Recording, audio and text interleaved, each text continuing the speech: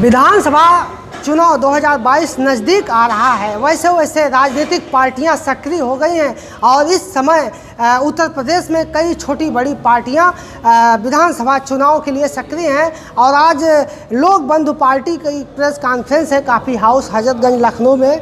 तो हम बात करना चाहेंगे कुबेर भंडारी जो पूर्व विधायक हैं, तो एक पार्टी के संस्थापक हैं और आपने ये पार्टी बनाई लोक बंधु पार्टी। तो क्या लोक बंधु जी से प्रभावित होकर या कुछ और उद्देश्य?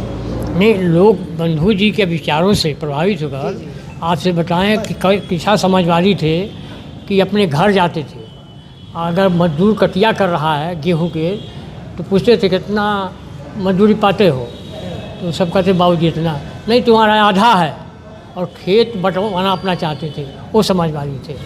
क्या कुछ करीब बड़ी राजनीतिक पार्टियों में शामिल होना चाहते हैं या खुद का कुछ एजेंडा है चुनाव को लेकर? बड़ी पार्टियों से अगर करना होता तो हम लोग ये काहे करते। बड़ी पार्टियां कोई विचारों, न तो जनता विचारों पर वोट दे रही है और न विचारों पर पार्टी चल रही है।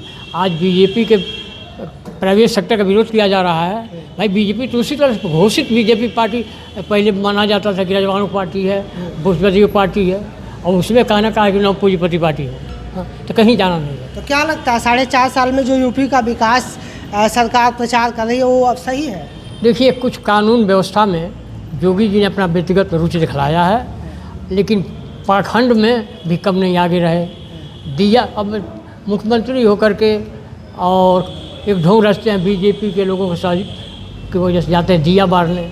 बार बार दिया बारने से गरीबी मिटेगी नहीं? कोरोना आया, थाली बजाया गया, दिया जलाया गया, इससे लोग कहते हैं कि कीटाणु मर जाते हैं, लेकिन देश का क्या होगा? देश का क्या होगा? देश क्रांति की तरफ जा रहा है। ये कहिए कि हमारे नौजवान भटके हुए हैं, मोबाइल पर चले हैं, नहीं एक मिनट व्यवस्था नहीं चल पाता। तो सर, आज जो प्रेस कॉन्फ्रेंस हुई है इसका प्रमुख एजेंडा क्या है? क्या तैयारी है चुनाव को लेकर? चुनाव की तैयारी तो है, लेकिन सबसे बड़ा क्रांति लाने की तैयारी यहाँ है। किस तरह की क्रांति? भ्रष्टाचार, भ्रष्ट लोगों के पकड़ना, उनके संपत्ति को जब्त कराना, ये काम हमारा है। तो सर, ये तो खुफिया विभाग का, पुलिस का काम है। नहीं, वो तो वही लोग तो हैं, उन्हीं के चट्टे बेटे थे। कहाँ बताओ, गोमती नगर में चले जाओ, वहाँ पूछना है कि किसके पास धन है। सोझे लौक रहा है 50 करोड़ के बिल्डिंग, कहाँ से आ गया? एक नौकरी पर आ जाएगा। तो क्या सर सीबीआई सही तरीके से काम कर? कुछ नहीं, कोई काम नहीं कर रहा। यही क्रांति करेंगे ये लोग, खुफिया जाँच करेंगे। और खुफिया क्या जरूरत है? सचिवालय के बगल में सारे भ्रष्टाचार है, सारी कोठियाँ लौक रही हैं। कहीं मुख्यमंत्री के, भूतपूर्व मुख्यमंत्री के, कोई और मंत्री के सारी कोठियाँ जाइए। विक्रमादित्य मार्ग पर देखिए, मुलायम सिंह के सारी कोठियाँ, मायावती के मान ले 19 से लेकर 70 बाजार तक कोठियाँ, तो भी देखना है और भी खुफिया एजेंसी करना है। कोठियों के पीछे का कोई राज है? कोठियों के पीछे धन दौलत कमा कर उसमें गाड़ा गया है, और क्या राज है? सब लोग भ्रष्टाचार से किए हैं, का पसीना से हुआ है कि वही कहेगा नौकरी कर लेगा। अगर जो 50,000 की नौकरी करते हैं तो कोठी बनवा लेंगे। सब भ्रष्टाचार लौक रहा है, लेकिन खुफिया कहाँ जांच करेगी? खुफिया तो खुद उसी में लीन है। यही तो है। तो सर, लोक बंधु जी जो राजनारायण जी के बारे में क्या कहेंगे? केंद्रीय मंत्री थे, उनके बारे में, उनकी पार्टी। राजनारायण जी के बारे में पहले जान जाइए कि उनकी पत्नी जब मिनिस्टर थे केंद्रीय, तो गई तो उनको मालूम हुआ कि आ रही हैं, तो पहले टिकट कटा दिए थे, जूते वापस कर दिए। उनके बेटा का निधन हो गया था जौनपुर में, लोहिया जी के नेतृत्व में सभा हो रहा था, ये अध्यक्ष थे, कोई आकर कहा निधन हो गया। मन मुँह हुआ, लेकिन मीटिंग नहीं समाप्त की। और बताए ना कि अपना ज़मीन बेचना चाहते, गरीबों को बांटना चाहते थे। ये राजा रामनगर के, बनारस के पटीदार थे, तो अपना ज़मीन देना चाहते थे। उसकाते थे तो इनके भाई लोग रुपया देते थे कि आने न पावे राजनारायण, नहीं तो खेत में बंटवा देगा। वो राजनारायण इस तरह के नेता आज के ज़माने में क्यों हो नहीं पा रहे हैं? या आपकी पार्टी से कुछ जनता भी भ्रष्ट है और उसमें से नेता निकला है। आपकी पार्टी से क्या इस तरह के नेता डेवलप करने की योजना बनाई गई? बिल्कुल बना रहे हैं, बनेगा, चलेंगे। लोग सब त्यागी लोग हैं। आज किसी पार्टी से हमको कुछ मिलना थोड़ी, हमारे लोगों को बहुत चुनाव के चक्कर में नहीं है। व्यवस्था परिवर्तन करने के लिए हम लोग आए हैं। तो व्यवस्था के लिए धन धान्य से परिपूर्ण होना चाहिए, ऐसा भी है? व्यवस्था के लिए रसा में जब क्रांति हुई तो सारे रसा के राजा लोग मारे गए और जनता ने विद्रोह किया। इस क्रांति रोम की रानी मकाल पड़ा, तो रोटी मांग रहे थे लोग, जनता। जनता जब रोटी मांग रही थी तो पूछिए अगर क्या मांग रहे हैं सब, तो रोटी तो केक दे दो, तो ये केक लोग बांट रहे हैं। हाँ, ये लोग आज के चाहे समाजवादी पार्टी सरकार हो, चाहे मायावती की सरकार हो, चाहे मोदी जी सरकार हो, चाहे किसी की, आज केक बांट रहे हैं, रोटी नहीं मिल रहा है। तो सर रोटी कपड़ा मकान लोगों को मिल जाए, इसके लिए आपकी पार्टी क्या करेगी?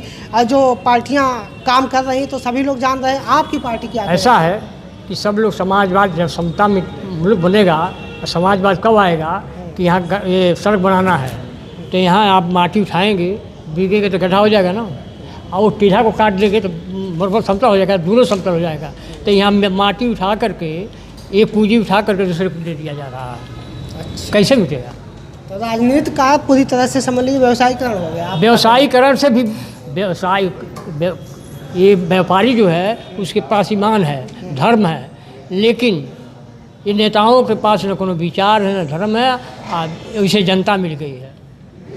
तो नेता तो आप भी हैं सर, सभी नेताओं को आप अरे हम कहाँ नेता अभी हैं, हम जो लूटा है वो नेता है। हम लोग को नहीं, एक पास चलने के लिए गाड़ी नहीं है। हाँ, हम पैदल चलते हैं, सुने हैं। हाँ, इस तरह के भी नेता, जमीनी नेता हैं। धन्यवाद भाई, बहुत अच्छा। सर आपका शुभ नाम क्या है? हितेंद्र सेजवाल। आप पार्टी आपने स्थापित की है, आप राष्ट्रीय अध्यक्ष हैं पार्टी के। जी जी। और आप एक युवा हैं, क्या सोच है आपकी पार्टी के नज़रिए से? पार्टी के नज़रिए से मेरी सोच है, जो क्रांतिकारी युवा हैं वो आएँ, पार्टी के नेताओं से संपर्क करें और अपने विचारों को हमारे माध्यम से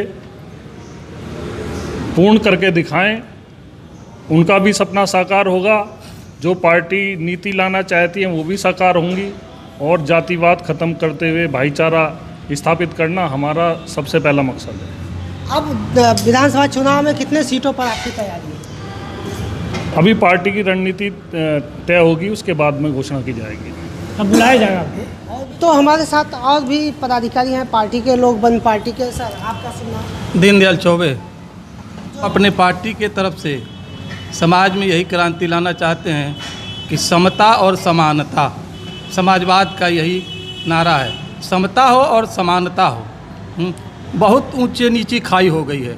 कोई यहाँ 5,000 की रोटी खा रहा है एक दिन में, और किसी को 50 रुपये की रोटी नहीं मिल रही है। शिक्षा और स्वास्थ्य देख ही रहे हैं आप, किसी का लड़का 1 लाख रुपया मंथली फीस दे के पढ़ रहा है नर्सरी केजी में, जो बोर्डिंग स्कूल हैं उसमें देख लीजिए, और किसी के पास वही प्राइमरी स्कूल में कटोरा लेके जा रहा है। यूपी की राजनीति में जो चल रहा है उसके बारे में क्या कहेंगे? यूपी के राजनीति नहीं, पूरे देश की राजनीति में जो आज चल रहा है, देख रहे हैं सब बेचा जा रहा है।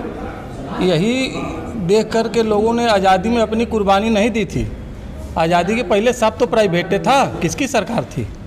सब जमींदारी थी। वही जमींदारी, वही सामंतवादी व्यवस्था आज लागू हो रहा है, समझ रहे हैं ना? तो यूपी की राजनीति हो या पूरे भारत की राजनीति हो, सरकारें बदल रही हैं, व्यवस्था नहीं बदल रहा है।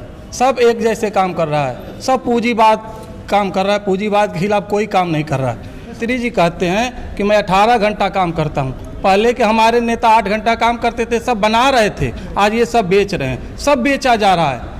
भाई जब घर की संपत्ति क्यों बेची जाती है? कोई भी चीज़, ज़मीन जेवर कोई क्यों बेचा जाता है? जब स्थिति खराब हो जाती है तब बेचा जाता है ना।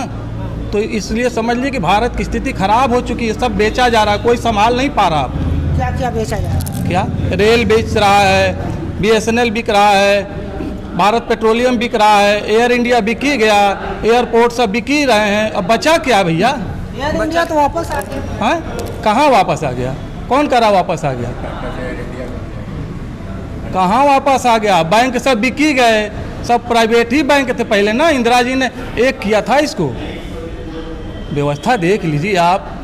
ये न समझिए कि इसमें केवल गरीब मरेगा।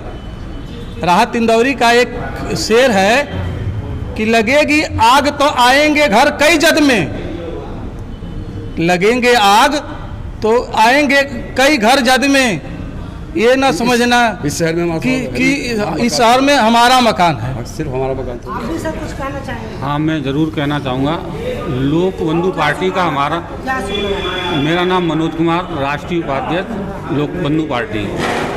मैं चाहता हूँ कि हमारे देश में जी जातिवाद सबसे बड़ा मुद्दा है और धर्मवाद सबसे बड़ा मुद्दा है। तो हम चाहते हैं कि हमारे देश से एक तो जातवाद मुद्दा ख़त्म किया जाए, और जो हमारे पास धर्म के वजह से जो दंगे होते हैं वो चाहते हैं कि ये दंगे ना हो। हमारा धर्म बिल्कुल हिंदू, मुस्लिम, सिख, ईसाई चारों धर्मों को लेके हमारी पार्टी काम करेगी और जातवाद कोई फैलाएगी नहीं। हमारी धर्मनिरपेक्ष पार्टी है और सभी जनता और सभी हमारी जातियां, हम इसमें ऊंच नीच नहीं मानेंगे और सभी को समान लेके अपने साथ चलेंगे। इसमें किसी ने गरीब से गरीब आदमी को अपनी पार्टी में सम्मिलित करेंगे। जो चाहेगा कि हम लड़ना चाहते हैं वो चाहे कितना भी गरीब हो, चाहे किसी भी जाति का हो, चाहे किसी भी धर्म का हो, ना हम इसमें धर्मवाद लाएंगे ना जातवाद लाएंगे। और इस तरह की राजनीति हमारी लोक बंधु पार्टी करना चाहती है। आपका सुना? राम नरेश, सर कहाँ से हैं आप? बाराबंकी। बाराबंकी में क्या किसानों की और युवाओं की क्या स्थिति है सर? बाराबंकी जिले से आए हैं। बाराबंकी कोई अलग नहीं हो तो सब जगह जैसे आप लोग देख रहे हैं, किसान कहाँ बैठा हुआ, किसान कहाँ मर रहा, कहाँ क्या कर रहा है, सरकार कैसे सुन रही है, तो हम लोग देख रहे हैं, है कि नहीं है? अब सवाल यहाँ पे आप बड़ी सवाल हम